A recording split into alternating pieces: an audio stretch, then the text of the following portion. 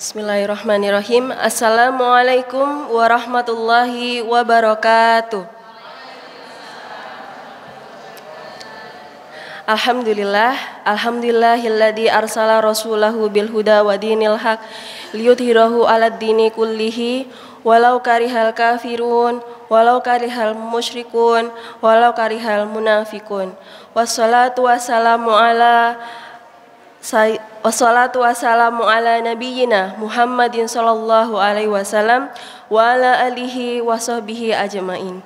Alhamdulillah, pertama segala puji bagi Allah yang telah melimpahkan kepada kita begitu banyak nikmat di siang hari ini sehingga kita bisa hadir di tempat yang mulia, yang agung ini dan di hari bulan suci Ramadan yang penuh keberkahan ini. Izinkanlah saya untuk menyampaikan kultum yang bertemakan tentang keutamaan menjaga lisan.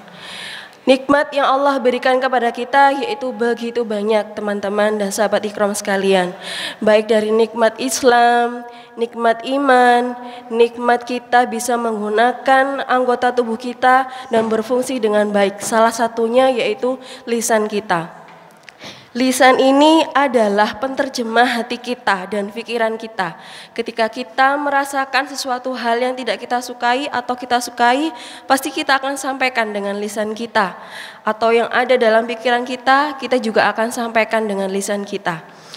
Dalam surat Ar-Rahman ayat 1-4, Bismillahirrahmanirrahim. Ar-Rahman 'allamal Qur'an, khalaqal insan, 'allamahul bayan. Yang artinya Allah yang Maha Pengasih yang telah mengajarkan Al-Quran, Dia menciptakan manusia, mengajarnya pandai berbicara. Jadi dalam surat Ar-Rahman ini telah diajarkan kepada kita bahwa penciptaan lisan itu digunakan untuk kita dalam pandai berbicara, menyampaikan maksud isi hati kita. Dan di dalam surat Al-Balad ayat 8 dan 9, Bismillahirrahmanirrahim. Alam naj'al lahu 'ainain wa lisanan wa syafatain. Yang artinya, bukankah kami telah menjadikan untuknya sepasang mata dan lidah dan sepasang bibir. Jadi bibir ini, lidah ini dimanfaatkan untuk hal-hal yang kebaikan. Namun lidah ini tidak bertulang, dia mudah sekali untuk mengucapkan. Terkadang tidak kita sadari, kita mungkin menyinggung perasaan orang lain. Kita tidak sadar bahwa apa atau kalimat yang kita sampaikan itu membuat orang lain terluka. Nah, keburukan ini akan menjadikan sesuatu yang jelek untuk diri kita dan juga orang lain. Di dalam surat Al-Hujurat ayat 12, Bismillahirrahmanirrahim. Ya ayyuhalladzina amanu ijtanibu katsiran minadh-dhann inna ba'dadh-dhanni ismun wa la tajassasu wa la ya'tab ba'dukum ba'dha ayuhibbu ahadukum ay ya'kula lahma akhihi maytan fakarihtumuh wattaqullaha innallaha tawwabur rahim. Janganlah kita ini suudzon sama orang. Dan janganlah kita membuat sebuah prasangka yang buruk, karena dari sebuah prasangka itu adalah sebagian dari dosa. Nah, dan janganlah kita mencari-cari kesalahan seseorang, karena seperti menggunjing, gibah atau bahkan fitnah. Di dalam ayat ini kita juga dijelaskan bahwa hal-hal tersebut itu sama seperti diibaratkan kita memakan daging bangkai saudara kita sendiri. Nauzubillah min dzalik. Keburukan lisan yang lain yaitu ketika kita mengadu domba, mencari masalah-masalah dari seseorang dengan seseorang untuk menciptakan kerusuhan, keributan agar antar orang lain bisa bertengkar. Nah, itu salah satu keburukan dari lisan kita. Maka harapannya kita bisa menjaganya dengan sebaik mungkin. Lalu apa saja keutamaan dari kita bisa menjaga lisan itu? Yang pertama, dengan menjaga lisan itu adalah karakter seorang Islami yang terbaik. Pernah salah seorang sahabat Rasulullah SAW bertanya pada Rasul, "Ya Rasulullah, siapakah orang Muslim yang terbaik?" Rasulullah menjawab, yaitu seorang Muslim yang selamat dari gangguan lisannya dan tangannya. Nah, dari ucapan Rasulullah ini kita belajar bahwa kita sudah diingatkan bahwa lisan ini banyak sekali gangguannya, maka kita harus bisa menjaganya. Yang kedua, Rasulullah juga menjamin surga bagi orang-orang yang mau menjaga lisannya. Seperti dalam hadis riwayat Bukhari, "Mayyat man lali ma baina lihyaihi wa ma baina rijlaihi atmallahul jannah."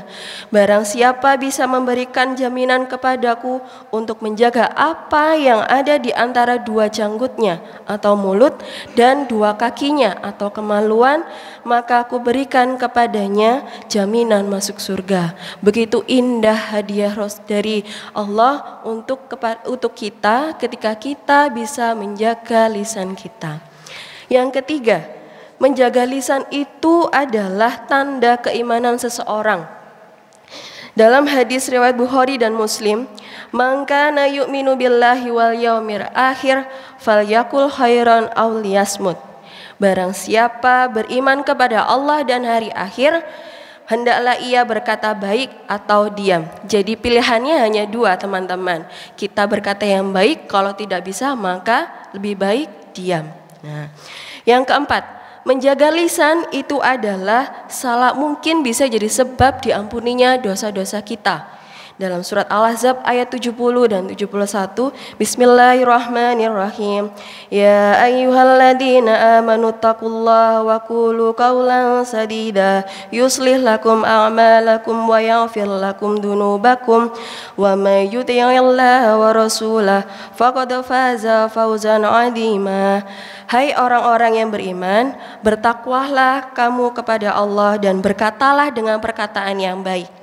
Niscaya Allah akan perbaiki amalanmu dan mengampuni dosa-dosamu. Dan barang siapa yang mentaati Allah dan Rasulnya, sesungguhnya ia akan mendapatkan kemenangan yang besar. Jadi di situ adalah ayat yang menjelaskan bahwa dengan kita menjaga lisan kita, mengucapkan kata-kata yang baik, maka Allah bisa menjadikan itu sebagai sebab dihapuskannya dosa-dosa kita. Nah, yang terakhir, sumber keselamatan dunia dan di akhirat.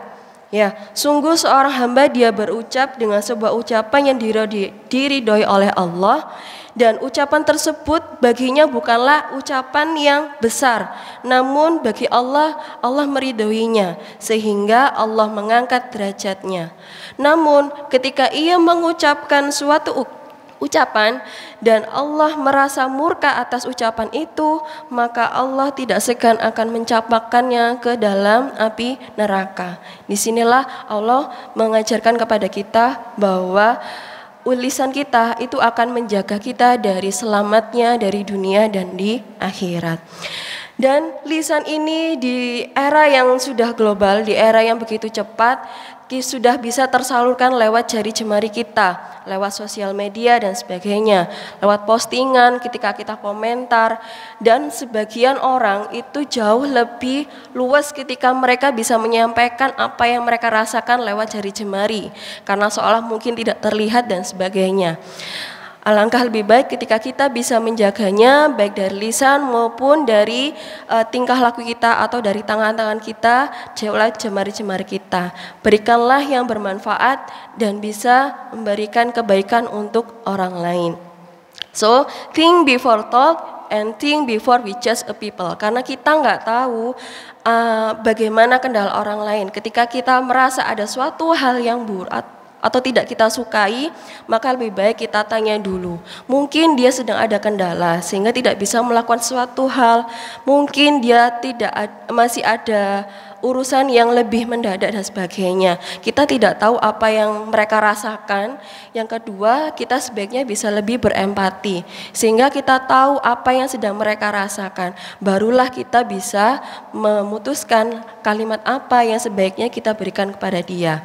Bisa berupa nasihat ataupun kalimat-kalimat yang baik dan positif yang bisa mengafirmasi diri kita maupun dia untuk jauh lebih baik gitu.